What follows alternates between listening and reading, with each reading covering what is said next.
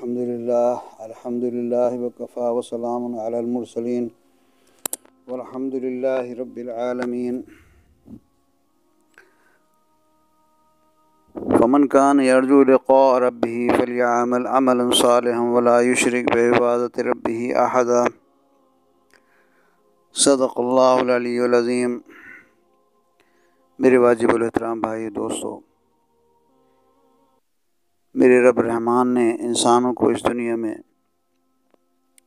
بھیجا ہے اور بھیجنے کے بعد انسانوں کو بتایا ہے کہ تم نے وہاں تھوڑا سا وقت گزارنا ہے اور مجھ سے پھر دوبارہ سے ملاقات کرنی ہے.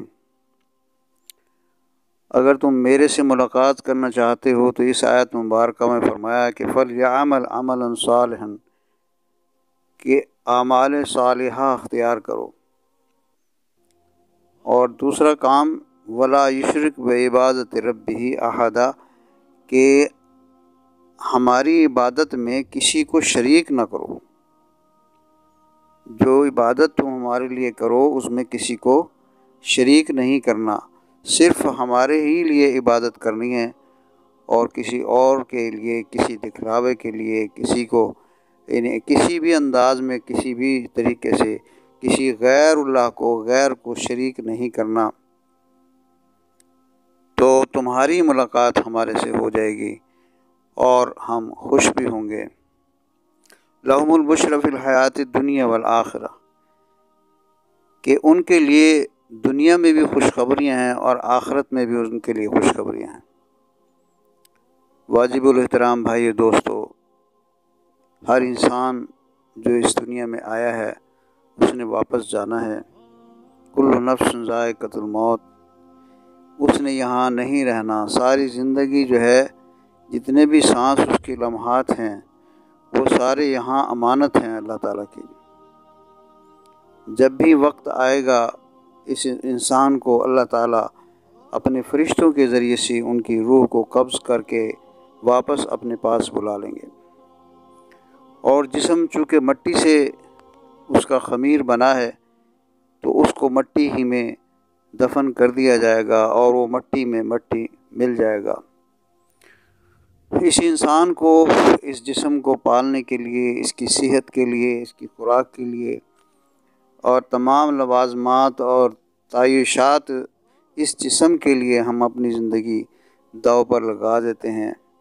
لیکن اس کا انجام یہ ہے کہ وہ مٹی میں جا کر مٹی ہو جائے گا. جو چیز اوپر جانی ہے، جس کو فرشتے آ کر لے جائیں گے اسپیشل، ہم نے اس کا خیال نہیں کیا. اور اس کا خیال اس لیے نہیں کیا کہ ہمارے اندر اللہ تعالیٰ نے ایک آزمائشی چیز رکھی ہے، وہ ہے نفس. کہ نفس جو ہے وہ اپنی لذات میں، اپنی خواہشات میں انسان کو اس قدر ڈبائے رکھتا ہے کہ اسے اس روح کا بیچاری کا خیال بھی نہیں آتا کہ ہمارے جسم کے اندر ایک روح بھی ہے اور جس کا تعلق اللہ تعالیٰ نے اپنی ذات عالی کی طرف ملتفت فرمایا. وَنُفِخْتَ فِي رُوحِي، کہ اللہ تعالیٰ نے اپنی روح جو ہے اس میں وہ ڈالی ہے، انسان کے اندر اپنی روح ڈالی ہے.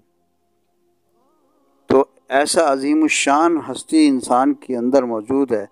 اور ہم اس کی کسی بھی بات کی پرواہ نہیں کر رہے کہ اس کو صحت کیسے ملے گی، اس کو تندرستی کیسے ملے گی، اور یہ اس دنیا سے جب جائے گی تو یہ کس پوزیشن میں جائے گی. کافروں کی روح کے بارے میں تو فرمایا کہ وہ جو کافر ہیں، وہ منافق ہیں، ان کی روح سیاہ رنگ کی ہوتی ہے، بدبودار ہوتی ہے اور جسم سے نکلتی بھی نہیں ہے.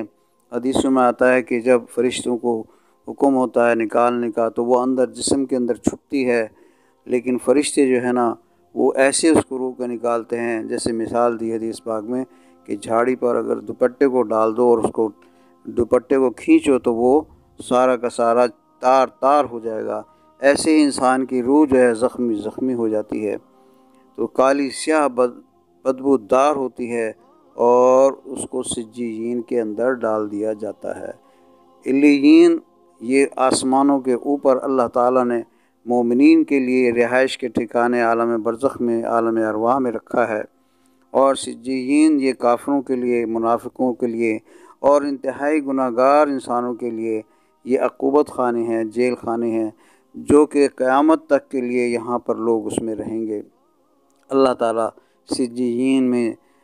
جانے سے اللہ بچائے، اللہ علیین کے اعلیٰ مقامات میں اللہ تعالیٰ ہمیں وہاں پر رکھے، اپنے پاس رکھے، اپنے قرب میں رکھے۔ میرے بھائیو، یہ وقت بہت ہی قیمتی ہے۔ اس روح کی ہم نے خیال نہیں کیا، توجہ نہیں کی، تو بھائیو دوستو یہ روتی پیٹتی نکلے گی، اور پتہ نہیں کیا حال ہو اس کا، کیا حال نہ ہو، کیونکہ نہ تو یہ کیمرے میں کسی میں آتی ہے، نہ کسی ڈاکٹر کے دیکھنے میں آتی ہے، بلکہ اس کا صرف چیکنگ یہ ہے کہ ہم کسی اللہ والے کے ساتھ تعلق جوڑ کر ان سے نسبت قائم کر کے اور ان کی نگرانی میں اس روح کی آبیاری کریں، اس کی صحت کا خیال رکھیں اور اس کو نورانی بنائیں، اس کو تندرست بنائیں، چمکیلا روشن بنائیں، تاکہ یہ جب اللہ تعالیٰ کے حضور میں پہنچے تو اللہ تعالیٰ خوش ہوں کہ دیکھو میں نے اسی کام کے لیے تمہیں اس دنیا میں بھیجا تھا اے روح، کہ تو وہاں سے کیسی ہو کر آتی ہے، گندی میلی ہو کر آتی ہے، یہ روشن اور صاف ستھری اور میری محبت اور چاہت کے ساتھ تو یہاں آتی ہے۔ حدیثوں میں آتا ہے کہ جب انسان اس دنیا میں رہتے ہوئے اللہ تعالیٰ سے ملاقات کا شوق رکھتا ہے تو پھر اللہ تعالیٰ فرماتے ہیں کہ اس کی ملاقات کا شوق سے بڑھ کر میں اس سے ملاقات کا شوقین بن جاتا ہوں۔ حدیث پاک کا مفہوم ہے، یعنی میں خود اس کی ملاقات کا مشتاق بن جاتا ہوں کہ وہ کب وہ بندہ آئے گا، اتنا پیارا ہے، اس کی روح جو ہے اتنی پیاری ہو گئی ہے کہ میں اس سے ملنے کا خود منتظر ہوتا ہوں۔ بھائی دوستو، کتنی بڑی نعمت ہے، کتنی بڑی رحمت ہے یہ کہ ہم اپنے رب رحمان سے ملاقات کا ہر وقت ہماری روح کے اندر، ہمارے دل کے اندر، ہماری رگ رگ ریشے ریشے میں اللہ سے ملاقات کا شوق پیدا ہو جائے، اور جب ہم اللہ کے پاس جائیں، اپنے مالک خالق اپنے رب کے پاس جائیں تو اللہ ہم سے راضی اور خوش ہوں، اور ہماری روح بھی اللہ تعالیٰ کی زیارت کر کے وہ انتہائی خوشی محسوس کرے گی۔ تو بھائی دوستو، اس کے لیے یہ ایک طریقہ ہے کہ ہم اپنے جسم کو بیمار ہونے کی صورت میں کسی ڈاکٹر کے پاس لے جاتے ہیں، تو اسی طرح سے وہ ڈاکٹر اس کا علاج کرتا ہے، بیماری کا علاج کرتا ہے، تشخیص کرتا ہے، پھر اس کو دوائیاں تجویز کرتا ہے، پھر وہ ٹیسٹ تجویز کرتا ہے، اور ساری تشخیص کے بعد اس کو دوائیاں جب دی جاتی ہیں، اگر وہ دوائیاں پابندی سے کھاتا رہا تو جسم صحت مند تندرست ہو جاتا ہے اللہ کے حکم سے وہ بھی، اور اگر اس نے پابندی نہیں کی، کسی ڈاکٹر کو دکھایا ہی نہیں اپنے مرض کی صورت میں، تو وہ مریض جو ہے آخر ایک دن کیا ہوگا، وہ اللہ کو پیارا ہو جائے گا، یعنی اس کا جسم ختم ہو جائے گا۔ تو اسی طرح سے اگر ہم غافل رہے اپنی روح کی ان بیماریوں سے جن کا ہمیں پتہ ہی نہیں ہے کہ وہ روح ہماری تندرست اور توانا ہے یا نہیں ہے، تو میرے بھائیوں، ان کی علامات میں سے یہ ایک علامت ہے کہ ہم ہر وقت اللہ کا ذکر کریں، اللہ کو یاد کریں۔ اللہ فرماتے ہیں یذکرون اللہ قیاما وقعودا وعلی جنوبہم، کہ مومنین کی صفات میں سے یہ بھی ہے، عقل مند لوگوں کی صفات میں سے،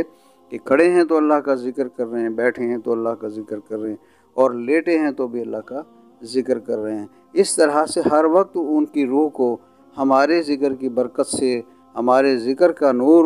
اس کی روح کو ملتا رہتا ہے۔ اس لیے کثرت سے اللہ کا ذکر، اللہ نے فرمایا اذکروا اللہ ذکرا کثیرا یا ایھا الذین آمنوا اذکروا اللہ ذکرا کثیرا، اے ایمان والو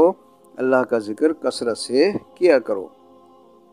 میرے بھائی دوستو، یہ مشائخ حضرات اللہ ان پر بے شمار رحمتیں فرمائیں، جو دنیا میں اللہ کی ایک بہت بڑی رحمت ہے کہ وہ لوگوں کو اللہ کی طرف لے جاتے ہیں، اللہ سے تعلق جڑواتے ہیں، ان کی پہچان کراتے ہیں۔ پہچان ہوگی تو پھر محبت پیدا ہوگی، جب محبت پیدا ہوگی تو قربانی دینا، شریعت کے احکامات پہ عمل کرنا بڑا آسان ہو جائے گا، ذکر کرنا آسان، نماز پڑھنا آسان، تلاوت کرنا آسان، اور شوق کے ساتھ کرے گا، اور اگر کبھی چھوٹ جائے تو اسے ملال ہوگا، اسے دکھ ہوگا، تکلیف ہوگی کہ میں نے یہ عبادت میرے سے چھوٹی کیوں ہے۔ تو میرے بھائیو دوستو، جب یہ بیماریاں انسان کے جو روح کے اندر لگ جاتی ہیں، اگر وہ کسی اللہ والے کو دکھاتا ہے کہ دیکھو جی میرا دل نہیں چاہتا نماز پڑھنے کو، میرا دل نہیں چاہتا ذکر کرنے کو، میرا دل نہیں چاہتا کرنے کو، یہ کیا مسئلہ ہے، تو وہ پھر اس کا علاج کرتے ہیں، اسے ہم تزکیہ نفس